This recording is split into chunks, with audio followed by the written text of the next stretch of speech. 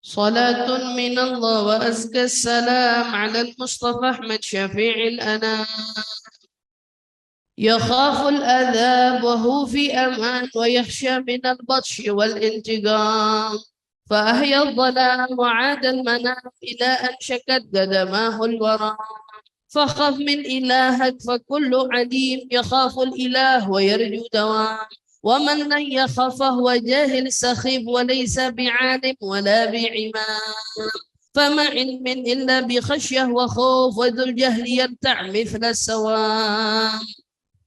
Setelah kita ngebahas tentang bagaimana ijtihadnya Nabi di malam 10 terakhir, ya, bahwa Nabi SAW nggak tidur, bangunin ahli keluarganya, kemudian beliau bangun di waktu malam dan memperbanyak tangisannya kepada Allah Subhanahu Wa Taala. Apalagi selanjutnya Nabi SAW yakhaful adab wa hu fi aman. Nabi kita takut sama siksa Allah padahal beliau berada dalam keamanan. Jaminan keselamatan utuh untuk Nabi. A'udzubillahi minasyaitonirrajim. Bismillahirrahmanirrahim. Inna fatahna laka fatham liyaghfira laka Allahu ma taqaddama min dzambika wa ma ta'akhkhar wa yutimma ni'matahu 'alaika wa yahdiyaka siratan wa yansurukallahu nasran aziza. Ini ayat turun kepada Nabi kita, memberikan jaminan utuh kepada Nabi kita. Jaminannya apa? Allah ampunin dosa Nabi yang lalu maupun yang akan. Ma taqaddam min dzambik wa ma ta'akhkhar.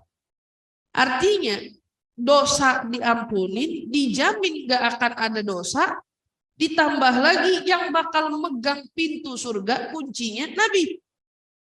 Tapi beliau gak pernah merasa aman dari murkanya Allah. Gak pernah merasa aman dari siksaannya Allah.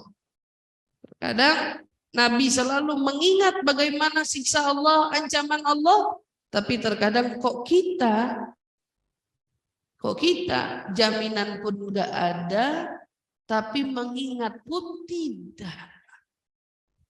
Wa yakhsha minal batsh wal intiqam. Diingat-ingat sama Nabi bagaimana kiranya nanti yang terjadi bila Allah murka. Jadi ada orang nanya, Ustazah, bukankah Allah itu maha pengasih dan maha penyayang? Lalu apa yang ditakutkan untuk seseorang yang berjiwa pengasih dan penyayang? Apa yang ditakutkan dari zat yang memiliki segala kasih sayang? Apa?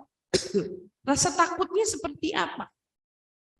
Maka jawabannya, Allah, kayak kita nih sayang banget sama ibu kita. Sayang banget sama ayah kita. Dan kita takut banget membuat mereka marah. Itu keterangan sederhananya.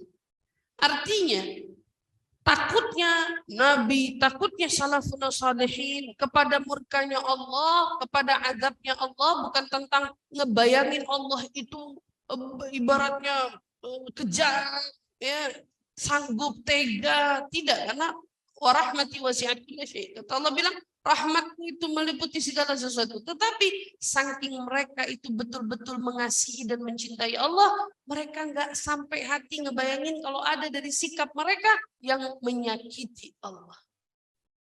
Tuh. Kayak kita sebagai anak cinta banget sama orang tua, nggak sanggup ngebayangin kalau kita ini ternyata jadi anak durhaka sama dia, jadi anak yang nggak nyenengin dia, jadi anak yang jatuhin air mata dia.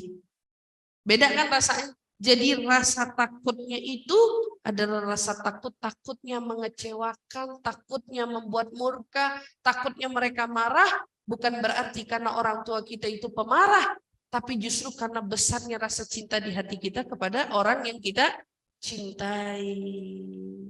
Begitu.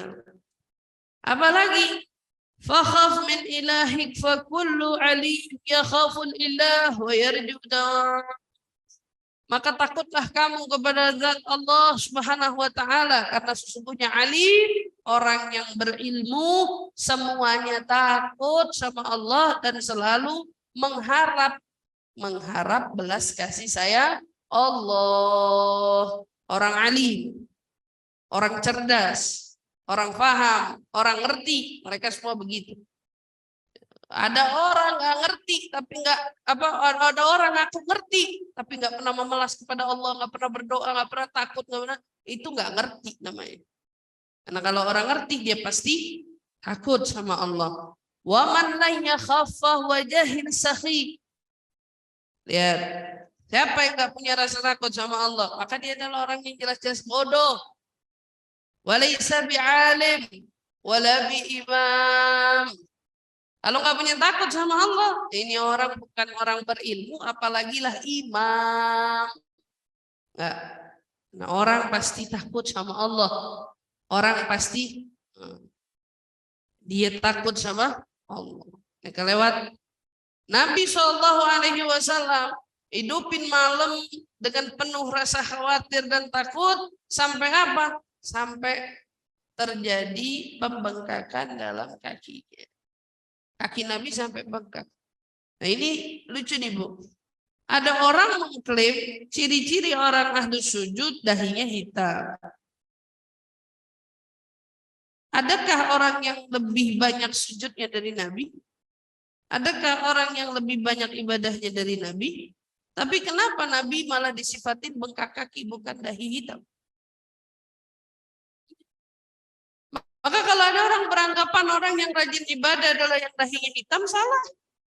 Orang yang rajin ibadah, kalau kita balikin dengan apa yang kita baca tentang Nabi, orang yang rajin ibadah, yang kakinya bengkak. Mingkat suratil qiyam, banyaknya berdiri, banyaknya sujud, kaki yang dilipat. Jadi kalau ada orang yang banyak ibadah, banyak sujud, dahinya hitam, salah. Karena dalam riwayat ada nggak satu hadis saja nyontohin ke kita. Nabi itu dahinya hitam, Nabi paling cakepnya Allah. Bagaimana mungkin Allah SWT buat dalam dahinya kemudian hitam? Orang Nabi yang paling sempurna. Enggak.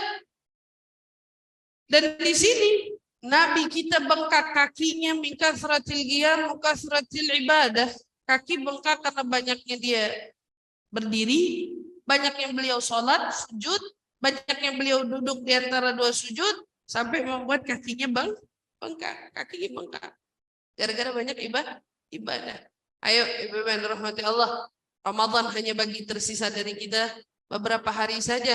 Maka banyak-banyak dari kita untuk terus menekankan ibadah kita, ya, sholat kita, tahajud kita, zikir kita, bacaan Quran kita, untuk terus kita tekunkan, untuk terus kita dawamkan. Jangan sampai hari yang tersisa ini menjadi hari yang kita sesali karena nggak ada waktu-waktu yang kita betul-betul gunakan dengan maksimal. Insya Allah, ya, dengan banyaknya kita yang terus mendekatkan diri kita kepada Allah, mudah-mudahan Allah pelihara kita semua, Allah jaga kita semua, dan Allah berikan kepada kita penutupan dari Ramadan ini dengan sebaik-baiknya penutupan. Insyaallah, amin ya rabbal alamin.